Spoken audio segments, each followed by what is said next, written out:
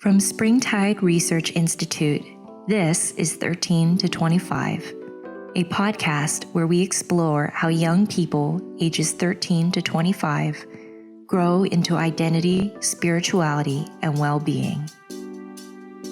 Through research and real conversations, we hear directly from youth and young adults, as well as the experts and practitioners who walk alongside them. We're here to share lived experiences, big questions, and hopeful insights into what it means to support emerging generations today. In the between of being and becoming, this is 13 to 25.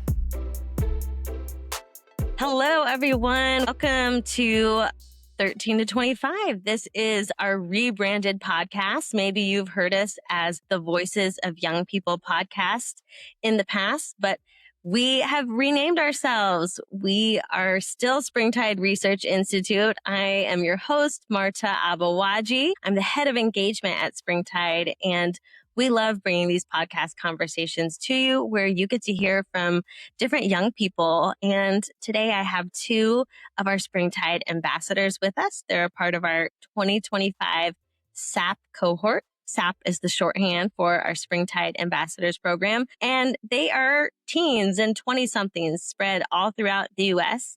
who help us think about how we are going about our research. And then they bring their own stories and examples to life to connect with our research. In 2025, we are studying organizational involvement and all different forms of what that looks like for young people. So in this podcast season, that's what we're hearing about. Different organizations that young people have been involved with that have really had a positive impact in their life. These might be places of employment. These might be groups at school. These might be extracurricular activities, faith communities, so many different examples you'll hear about in this season. But today we have two incredible young women with us, both Springtide ambassadors, and let's have them introduce themselves. Hi, I'm Waslat, she, her pronouns. I am 21 and I live in California. I just finished my sophomore year at St. Michael's College. And in my free time, I love cooking and watching TV series. Nice. So happy to have you with us, Waslat. And I'm curious what you're cooking. Like, are there dishes you're getting into in the summer months while we're recording? Or is there a favorite dish that you always love making? Yeah, my favorite, actually, I like to cook desserts, especially baklava. I'm really good at it. I love baklava. Yum. Yeah, and that's my favorite dessert as well. I love baklava with a little ice cream on the side, like pairing it in the summer months. So good. Awesome. Well, yeah, if we ever get to link up in person, would love to exchange some desserts with you. Of course. We have, this virtual program where we don't always get to meet in person, but we have a 15-month commitment from all of our Springtide ambassadors. So it's always nice to connect with you both in a SAP meeting, but extra fun to get in on this conversation today. So we also have another ambassador with us. Will you introduce yourself? Yes. Hello, I'm Savanna. I'm 16 years old and I'm going into my junior year of high school. In my free time, I love to listen to podcasts. I always have a podcast on. I like to read. I like to paint my nails. I was actually in the middle of painting my nails right now, so I have one hand. Halfway through. Okay. But yeah, that's a little bit about me. That's so fun that you love podcasts, Savanna, since we're doing it. Have you been on a podcast before? I've never been on a podcast. Okay. Well, this is even more exciting than when you're such a podcast aficionado that we get to have this moment today. Do you have any podcasts you recommend? Is there something that you're like? Well, right now I'm like an avid listener of Anything Goes.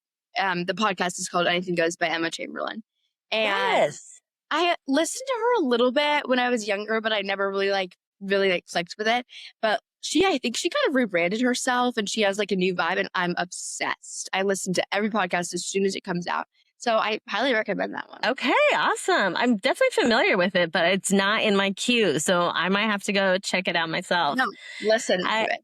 I love podcasts as well. Sometimes I'm listening to them on like 1.25 or 1.5 speed even just to try to get through several episodes and then when I turn it back to 1 point speed, I'm like, oh, this is actually a normal pace to, to be listening to them. So however folks are listening to us today, if it's on your standard speed, if you've set us up, whatever the case, we're glad you're tuning into this conversation about org involvement. Just to get us started, can you both tell us how you would describe your personality in just a few words? And if it helps, you could think about how your friends would maybe describe your personality. I would say I'm kind, and my friends often say I'm hardworking and patient. Those That's what we are think. great qualities. I love that. Kind, hardworking, patient. What would you say, Savanna? My friends would probably say I'm pretty outgoing, kind of energetic. I feel like I would describe myself. I'd probably agree with those. I feel like generally I'm kind of a pretty confident person, also working and just kind of motivated, excited about life. Yeah. I feel that from you, and I see where you both have similar qualities as well. I think you both mentioned kind and hardworking. And yes, I see that. I affirm that for both of you. Let's talk about the orgs that you want to lift up today. Savanna, let's have you go first.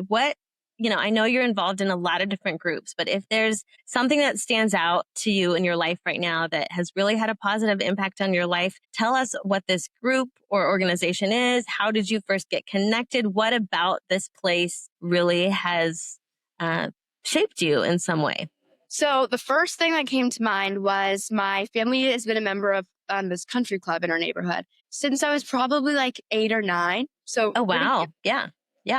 we moved to Seattle when I was in first grade. And so this is kind of, my parents had heard about this country club. And I think it was kind of one of the first things that they wanted to like kind of get us set up in our new Seattle life. I remember being like so scared to join. The country club is very like, I don't know, it's what you imagine. It's a country club. And a lot of the kids there go to schools that are local. Maybe they don't all go to the same schools, but the schools kind of all overlap for events. They all live in the neighborhood. And coming to Seattle, I didn't go to any of those local schools. My parents put me in this like really small, like classical Christian school. Okay. And so I knew nobody from school. Yeah. I was just like the new kid in the neighborhood also. So some kids live in the neighborhood. They'll walk down to the tennis courts, and I was just so new. And another thing I feel like a factor that's pretty important is it's like pretty white. So my family's mixed. So going in, me and my siblings are like the only mixed kids coming into the space. My brother was pretty fast at swim. So he started the swim team right away, and they kind of expected me to be right there with them. Following his footsteps. Yeah. Right. I remember being like, oh my gosh, I cannot swim. I'm brown. Like, what the freak? This is scaring me. Like soon it just became such like an exciting, like something for me to look forward to for summer. School would kind of end. And I feel like in school, you kind of get frustrated with your friends, or little petty fights start to come up. And the country club just kind of became a space of like fresh friendships every summer, a new people, and just kind of a new life in the summer for like 3 months. And when I was 9 or 10, I feel like pretty fast started to make a little like summer group. And we would play tennis, we would do swim, we'd be really involved in the club activities. And it's just been like such a blessing in my life. And like, I'm truly so grateful for it. I love that. I'm all about summer. Like summer stands out to me just for what a different pace of life that it affords. And so the fact that you have a place that like marks every summer for you now, like you're going back, you're returning to this same spot, you're making these memories every summer. It's a new space for friendship for you. Like you said, it's a reset sometimes from what the school year looks and feels like. And you stretched yourself. Like you were nervous to do. So you're on the swim team, right? You're not just like swimming for fun. Yeah, exactly. So yeah, like you've challenged yourself in ways that you maybe weren't expecting to go for that sport and to continue at it every summer. Is tennis competitive as well, or is it more just playing for fun? It is. I mean, there's like a competitive team, there's a fun team, but I love the competitive side of tennis. So I definitely do their competitive team, but it's also just super chill. I mean, it's summer, you're playing against like the other summer teams. So super casual, but It's very fun. I mean, this is clear how it's impacted you. Like it's given you friendship, connection, confidence, I imagine, in building out these other sports. Have you felt like you've also been able to impact the group in some way, whether it's other friendships or the team aspect, any of that? Well, I think, what comes to my mind right away is the fact that a lot of the kids are really fast on the swim team, and I'm not very fast, but I'm like just as involved. So I think maybe for like younger kids looking up to that, because I know when I was like an 8 and under, that was like the age group I was in, was an 8 and under. When I first joined, I would look at all these kids and there was like no one. I was like, everyone is so fast. Everyone swims in their high school teams. And for me, it was just something I was just doing just for fun. So, I mean, I hope that maybe a little girl or a little boy could look up and be like, she's having so much fun. And this isn't her main sport, but like she still has friends and she's still involved in the community. So that's definitely something that I hope that I've impacted some kid maybe unintentionally. Yes, I love that you're like, go for it. You don't have to be winning every race. You don't have to be like getting on the medal stand. I don't know what it's called for swim. I was trying to think like if you're getting medals or what, but you're not placing, maybe is the right term. Whether or not you're placing, you are having fun. You're going for it. And maybe, there is that younger kid, like you were once that younger kid that people were like, oh, she'll do this because her older brother is doing it. Maybe there's someone else that can be like, okay, Savannah's having a good time with this. Like, let me go for it as well. Yes, I can totally see younger kids looking up to you in that way.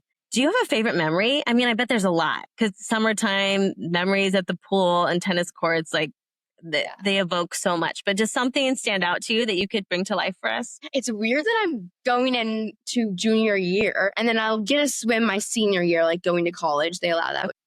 But I'm like coming to the end and that's just feels so weird to me. But I think like just such a core memory is, so we have swim meets twice a week. Tuesdays and Thursdays, a swim meet, and we go against all the other local clubs in the area. They always go so late, like 11 p.m. Oh, wow. Oh, wow. So late. So the last event of the meet is the boys relay. And so, I mean, these are like these 18-year-old senior boys, and it's like 11:30 p.m. And this is like the scoring relay. So if we're down a couple points, or if like maybe it's a close match. I'm trying to figure out the terms with you. So we're in the same boat there. It comes down to this relay, and just being behind the blocks with like my whole team. We have these like megaphones and we're like cheering on the boys. It's like dark, we're all like delusional. And I just feel like it's the most fun time ever. It's like the most fun part of the swim meet is cheering them on so loudly, screaming, like your voice is gone. And it's like 10 p.m. and you're screaming in megaphones. Yes, like you've been swimming in the sun. Like, in your swimsuit, hair's dripping on you. And the girls 15, 18 relays right before them. So like I'll get out of the pool and then go cheer on the boys. So no time to grab a towel, no time to put on you're just cheering and in it. So fun. I can picture it. I can really see the scene you're describing, and just like that sense of camaraderie and enthusiasm. Mm-hmm. Hopefully the boys were cheering on your relay right before just as much. Yeah. Do you feel like this is your community? Like, would you say, at least in the summertime, is that what it becomes for you? And if not, what would you say your community is? Yeah. So the interesting part about this is I wasn't at, like, I referenced the small classical school earlier. So I only went there up until 6th grade. And then 7th grade, I went to like one of the Catholic schools that was like the local one. All of the Sandpoint kids go to one of these Catholic schools. So pretty quickly when I went to that school, I was like, oh, I'm starting to see all my summer friends at like school dances or like sports events.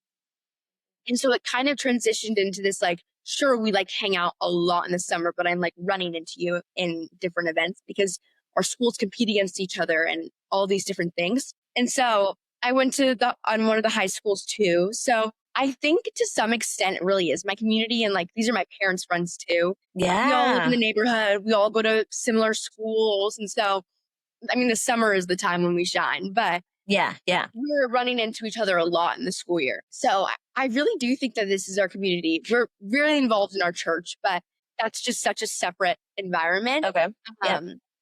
Not really like in our neighborhood that much. and the church people don't go to any of these schools. Okay. But I think that provides like a really nice balance in my life, honestly. Is having my like faith community and seeing the differences in them and like finding balances for me, and sometimes being able to like merge those communities if I'm having a birthday party or something. Oh, cool. Yeah.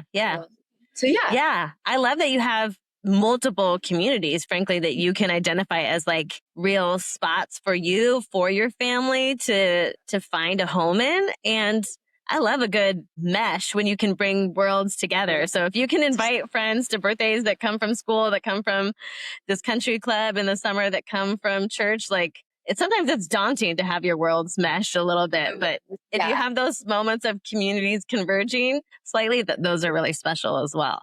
Well, I'm about this. This is a fun example just because summer is for different than what the school year holds, being in the sun, making connections in that way. I think this is something you'll look back on for years, it sounds like. Like when you think of your childhood and teen years, summers, like this is going to be such a core feature of that.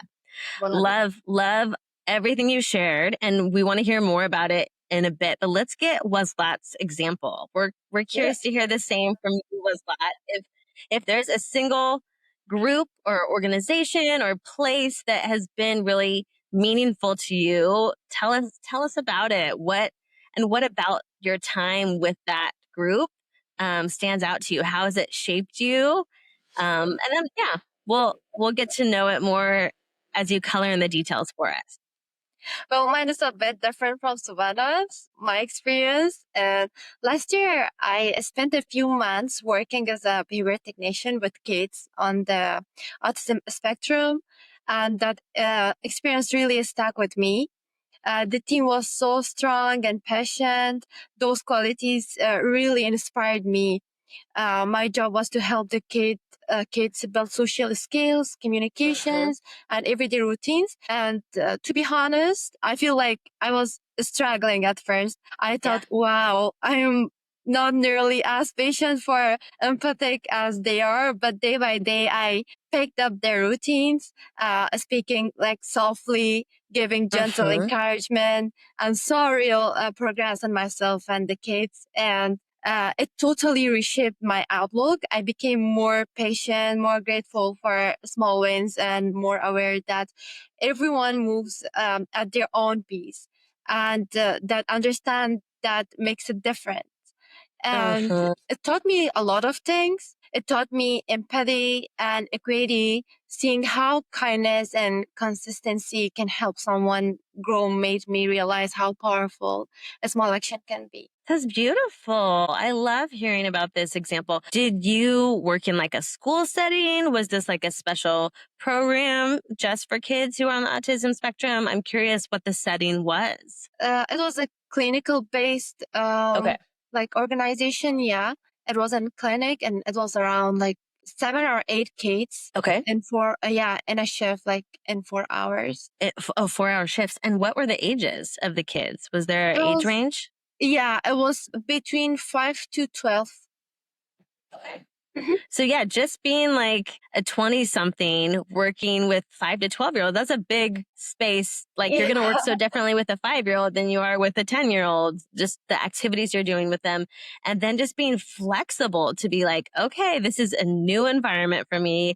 I'm going to have to be stretched in terms of how I respond, how I enter the space. Just those examples you gave, even of like how you use your voice differently, how you are stretched to be patient in different ways and respond to the different, kids in front of you who all have different needs, who all have different fun activities that they're probably interested in and different ways of relating to those activities. Do you feel like it's something that you as you went along with it, you described how it impacted you, what qualities it drew out in you, but do you feel like you got to really have an impact in that group as well?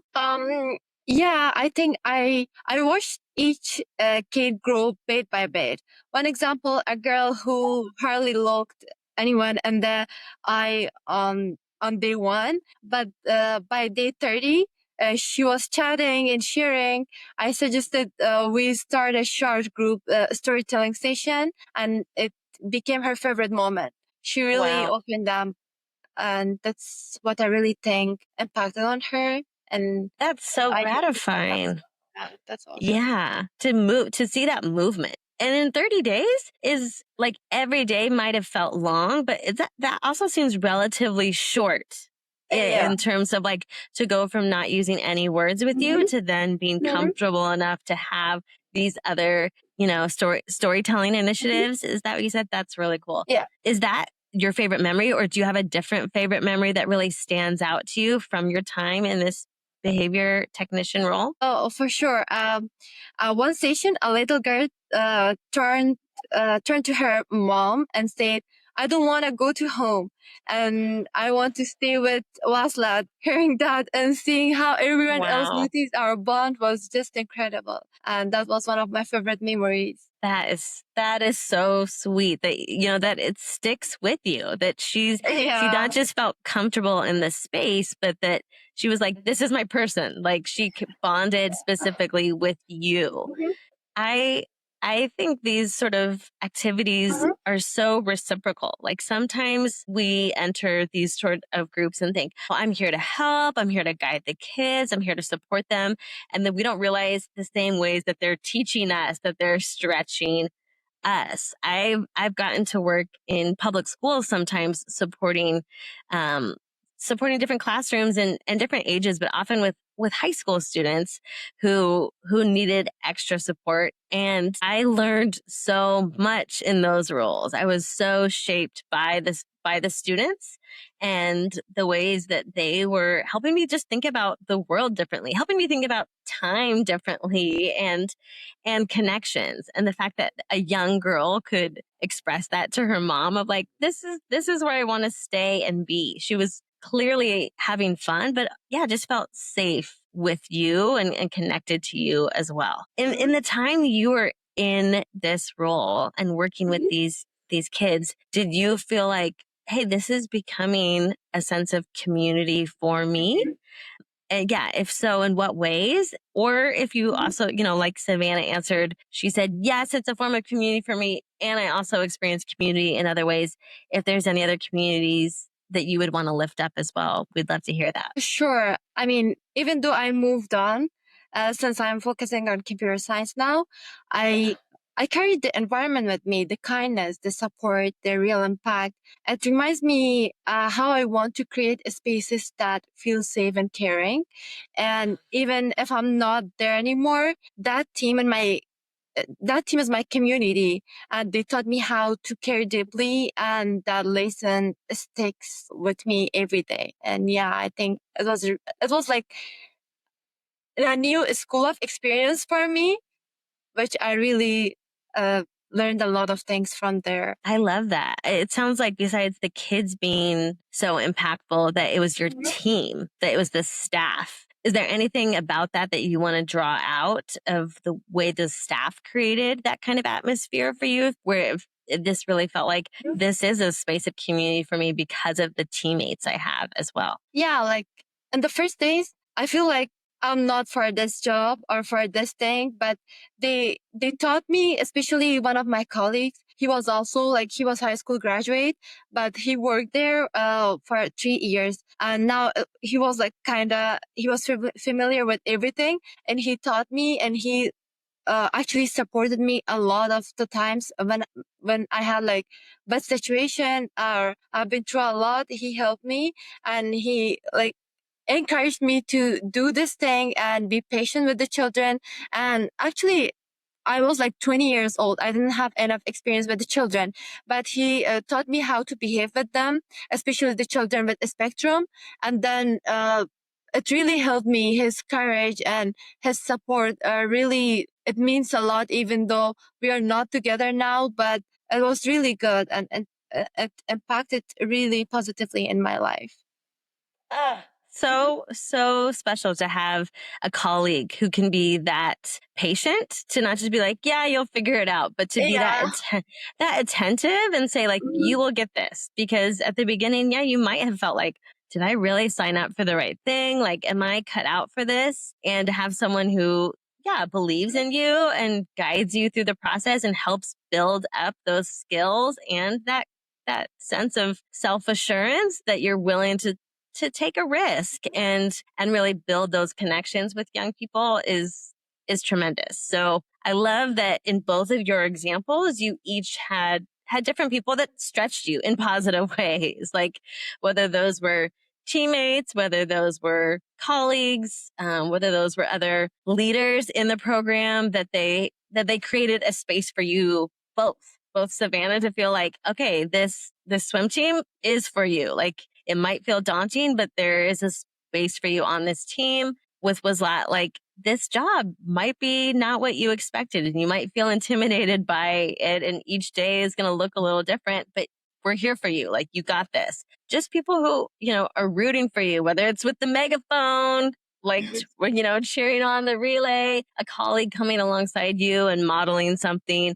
All of these examples that I'm hearing about as we record this podcast season show me that there's key people in each organization, in each setting, that really build out that sense of community and belonging and making people feel like they have a space there. And you both had ways that you're trying to do that for others. Like, Waslat, you're clearly trying to do that when you're connecting with a young kid to make them feel that sense of real belonging and that this space is for them. And then Savanna, when you're able to say, like, I hope younger kids can see how I'm going about this, and that they feel like they can stretch themselves and go for it as well. So that's so much of what I meant when I said reciprocal earlier, that there's like this things you're giving into these communities, and hopefully a lot you're getting back as well. I'm curious about a subject that Springtide explores so much in our research, and that's spirituality, religion, faith, meaning making, really however you would define that for yourself. And I'm curious if these groups you've lifted up impact your sense of faith or spirituality, or even just your sense of meaning, your sense of purpose, how those larger themes as connecting to something bigger than yourself, if those sort of ideas are impacted by the organization and the groups that you've lifted up today. Yeah, this is a really interesting question. I feel like I kind of touched on it a little bit. How I feel like my church and this country club are like pretty separate. And so it's actually interesting to hear different perspectives. And most people at the country club are not Christians or don't have any like faith relatedness to me or my family at all. So it's kind of interesting to hear different perspectives on both. Yeah. I feel like especially something when you're kind of in a constant space or with similar people, you kind of can get stuck in like an echo chamber and like hearing the same opinion over and over, or hearing the same way someone thinks about this. And so I think it brings like nice balance to my life to some extent, to hear what they think about similar opinions or similar topics and different opinions, and just like walking through life, seeing both perspectives of how people see things, how people tackle everyday topics. And I mean, it challenges me to be in both spaces, hearing both of these, but I honestly feel like it's making me be a better person to some extent. Yeah. And giving me better challenges to like really define who I am and what I believe.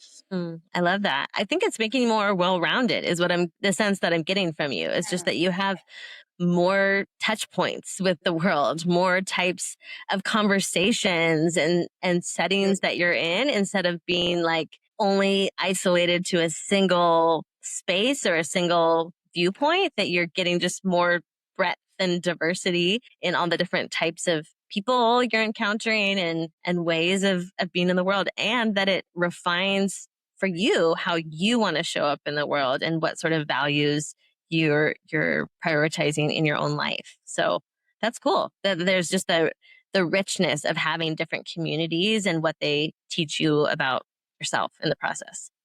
What about you? How would you think about the group that you shared, and how it might touch on any sense of faith or spirituality or religion for you? Well, I would say I'm a spiritual, and I practice Islam. My faith is an important part of who I am. And for sure, Islam really teaches patience and the importance of doing good for others. And I saw all of that in action during my time at the clinic.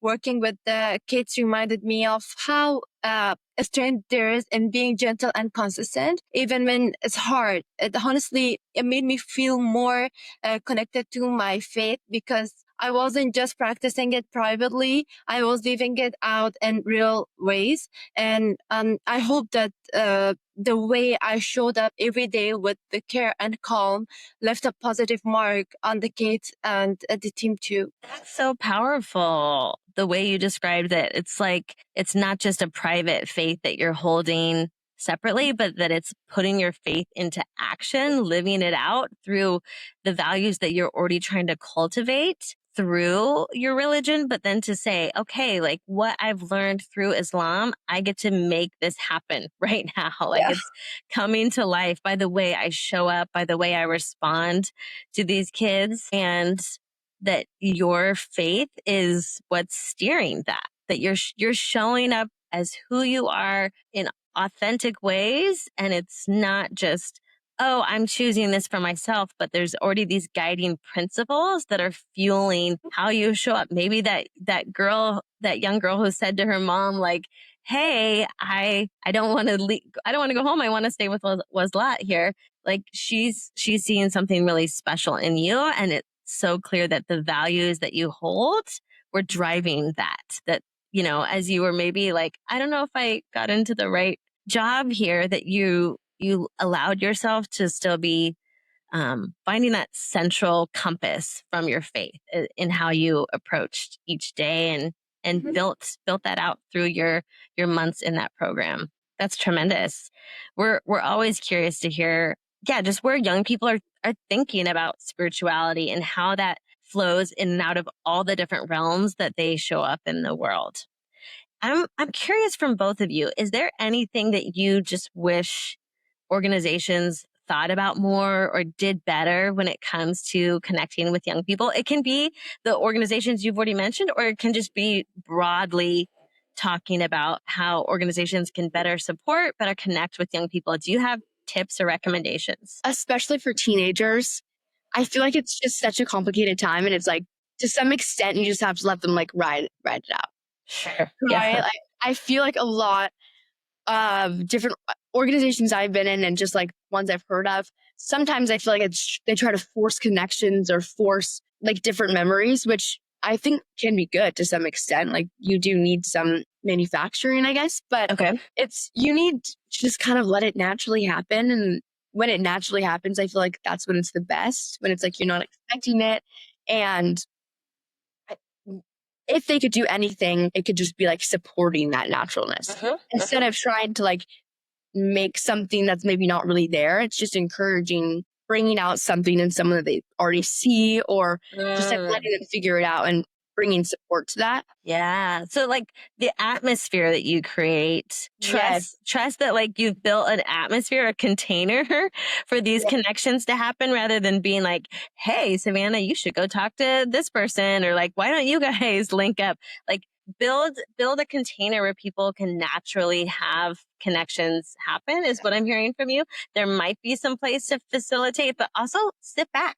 Like trust the process, trust the atmosphere, the culture, the group culture that you're building in that organization or space, so that young people can be themselves and make natural, organic connections. Yeah. I really like that.